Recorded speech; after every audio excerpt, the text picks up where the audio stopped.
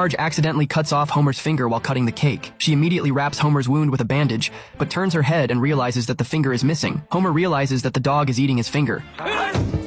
Come back with my thumb! It jumps through the window into the Flanders house. Homer fights to pounce on the dog. The finger falls in front of the toy train. At a critical moment, Homer stomped on the train and saved his finger. Marge quickly took Homer to the hospital. They used ice to freeze the finger. Then the accident happened again. Renner was devastated by the sight of his new sports car, so he grabbed a golf club and attacked Marge's car. Marge and Homer took the opportunity to steal Raina's car. When they arrived at the hospital, the doctor said Homer's medical insurance does not cover this accident. But I have finger insurance! A thumb is not a finger. So they had to go to another hospital, but most of the ice used to protect his finger melted. Homer had to come to Moe's tavern to ask for ice cubes. Moe took out a kimchi jar and gave it to Homer instead of an ice box. At this point, Moe invited Homer to have a drink. Well, I really shouldn't, what with my massive blood loss and all.